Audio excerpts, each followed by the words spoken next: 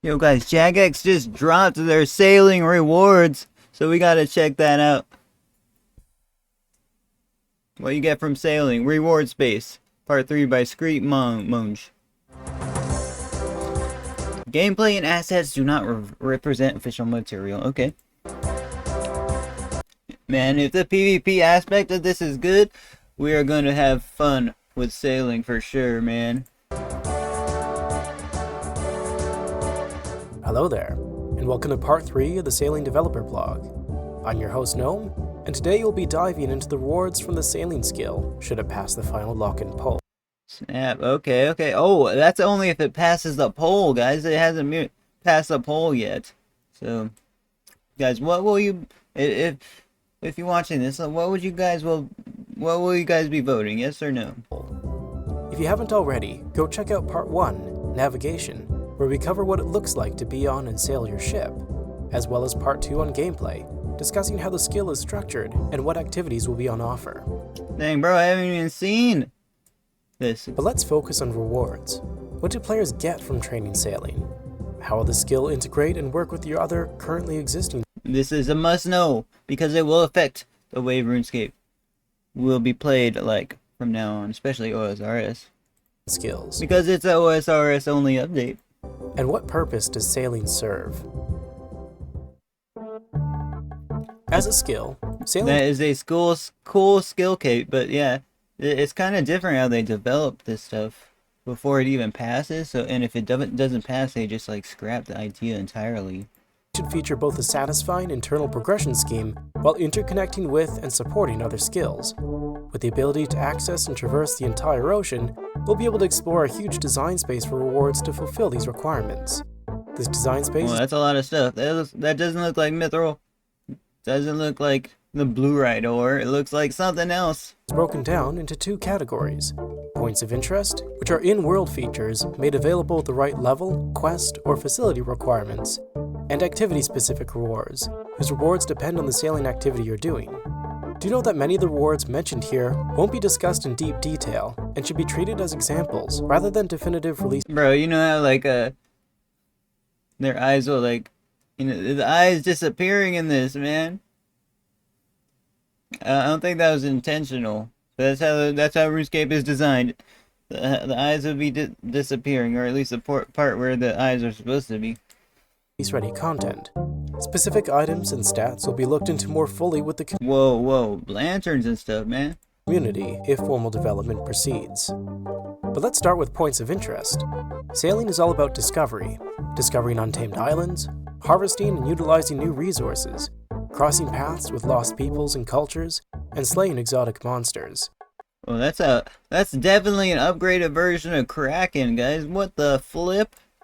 All of these can be found at points of interest, which include any feature accessible by sea, from whirling maelstroms to colorful coral reefs. Oh snap, that was just heading towards the intimate destruction. To new volcanic islands. There's no limit to what a point of interest might look like, so each definitely needs an eye patch. Give a different experience, and therefore offer unique, tailor-made rewards. An example of a potential point of interest is the Great Conch, a hidden island inhabited by turtle folk, a humanoid turtle people. To unlock it, you'll need 36 sailing to get a special port task to investigate a shipwreck near Corsair Cove, only to find Flupa, one of the turtle folk who's injured, helping her in her quest to return home and restore her village. Oh, this might be like the beginning quest or something? Village unlocks the Great Conch as a new explorable area, where you'll find new resources like or not, just a new area. Oh, what? A red pinkish tree. rosewood trees, which are used to upgrade your ship's mast and hull, the Griffin as a new Slayer monster, and the ability to learn a novel, engaging fletching technique from the turtle folk. Oh, a Griffin as a Slayer. Oh, snap. We haven't seen a Slayer update in so long. That provides a bow fletching alternative to spamming darts. Uh-oh. But of course, this is only one possible PvM, the EHP community might like that stuff for sure. example of a new island. Ideally, sailing should come with a collection of points of interest that are mixed from small to large and simple to complex, but the focus of development will be on launching a full skill, while leaving plenty of room for growth in the future. The old school team would also like to open the conversation about soft locking certain points of interest, letting you access them by joining another player's ship, or buying new teleport jewelry from a player who's already unlocked that place, as opposed to hard locking all of sailing's content behind getting the requirements yourself. It could offer a nice avenue of emergent gameplay that introduces new economic opportunities and promotes player interactivity for those less interested in training the skill. Dude. Before we move on to activities I want to hear more about like the PvP aspect of this. specific rewards, let's quickly discuss what new resources you'll find both at points of interest and directly from sailing activities. A reminder that it's still quite early to know all the final rewards and the specifics of what they do, as these tend to change frequently during full development. Rest assured that whatever makes it to release day will have been thoroughly discussed and voted through by the community. To break it down, skills include both internal rewards that progress the skill itself, and external rewards that affect other parts of the game. For sailing, such external A lot of logs on the floor. rewards include precious gems like agate, garnet, and aquamarine for crafting new jewelry, haddock, blue tang, and sunfish for use as hunter bait and as cookable food.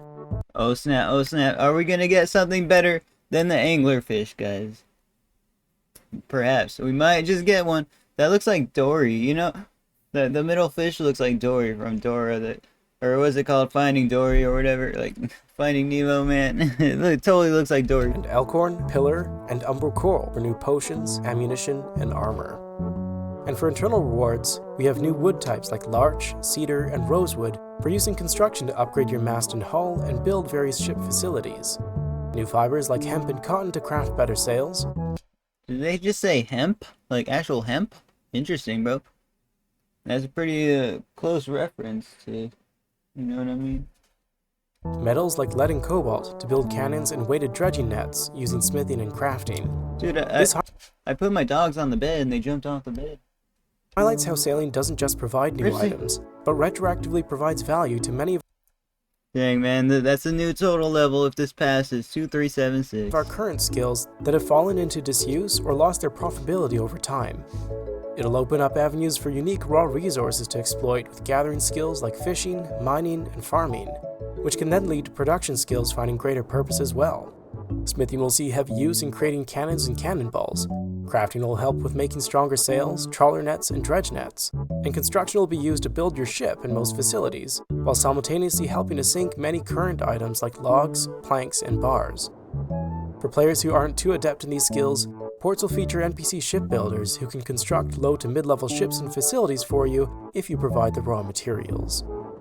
Bro, what hammer is that? Is that like a Stadius hammer or something? While many of these resources will be accessed at points of interest from having the right skill, quest, or facility requirements, some may only be Are we gonna get a Karanja expansion? Like a ship port at Karanja or something? That'd be cool. available from specific sailing activities. So let's walk through some of the activities outlined in the core gameplay blog and discuss what they'll offer. Shipwreck salvaging will give a wide variety of current and new resources, including rarer salvage like armor pieces, gems, or legendary treasures. Can't wait to start getting 200 mil XP in sailing. Port tasks will grant payment in the form of GP, exotic resources, and trade secrets from local dock workers for constructing better facilities like a larger cargo hold. Barracuda trials will feature milestone unlocks for beating the champion of each trial, like the schematics for Malco Sail, which removes the speed penalty for sailing against the wind. Charting the Sea, being a completion-style activity, will primarily focus on cosmetic rewards, like a new POH style, for fully mapping each area. Oh, that's cool. That is super cool POH upgrade, Yeah. man. And naval combat will come with the broadest array of rewards Whoa. depending on the monster you're killing, similar to traditional combat. Pirate ships will drop loot that can quickly be turned to gold, alongside higher weapon facility tiers, while sea monsters drop more natural Runite Cannon. That's a scary monster right there. What the? resources, like That's a huge snake. hides, fangs, and scales for better ship upgrades, weapons, and armor. That would be the biggest snake in the game. Turning to secondary activities, we have deep sea trawling, which provides access to new fish types. Mineral dredging, which gives lead and cobalt ores alongside regular ores, with a rare chance for other valuable treasures. Sea monster hunting will focus on giving you new, powerful uniques alongside named ship components, offering legendary drops to match the legendary status of the monster you hunt. Man, they've been talking about this update for so long. Like, you know what I mean? Like 10 years ago they released, like, you know, the fake sailing update. So I think this might actually pass, guys. And finally, And that's pretty cool. coral farming gives access to coral jewelry for teleporting to ports and new islands. 10 years for a new skill. Coral armor with special stat bonuses while at sea, and coral potions that boost your sailing level or increase the chance of hauling in rare dredging materials. Finally, let's quickly retread some of the progression schemes we discussed last time with ship customization. Ship upgrades are improvements to the integral parts of your vessel, including tiers of hull for better health and defense and the ability to pass over dangerous reefs, sails which increase your speed and can handle stormy zones, and rudders for increasing your boat's turning speed. Ship facilities, like cooking stations, salvaging hooks, and dredge nets, will also have their own upgrade tables. Oh, we've seen them in the game so much, and they're actually gonna have uses here. At least the middle one, the dredge net. Let's use the cannon Are we able to get a yacht? Are we able to get a yacht? That would be pretty cool. facilities They have like sailing boat parties. an example of these. Cannons, alongside ballistae and rams, are the weapons of naval combat. They are short range but deal high damage, and come in 3 categories: regular ranged cannons, magic cannons, and dragonfire cannons. There will also be new smithable cannonballs from steel to dragon, which will only be usable from your ship. Oh, guys, new cannonballs? Finally, NPC Never have we had new cannonballs. crewmates will be available to help manage ship facilities that you aren't attending to. Some of these will be new faces recruited from port pubs, or after beating them in a trial. Another port up, dude.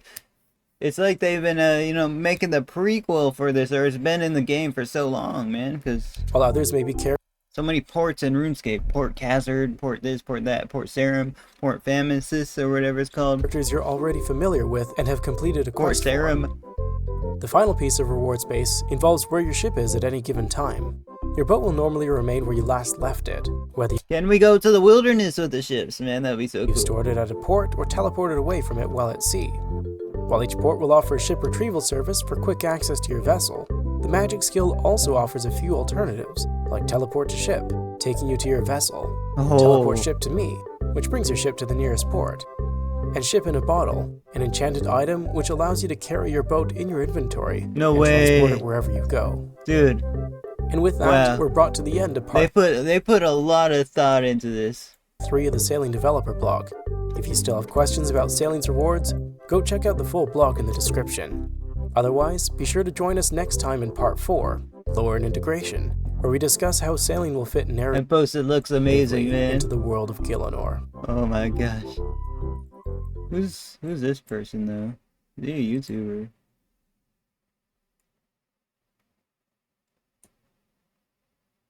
Interesting. Alright. That was the sailing blog. Very nice. Check out the official channel in the description. See you guys next video.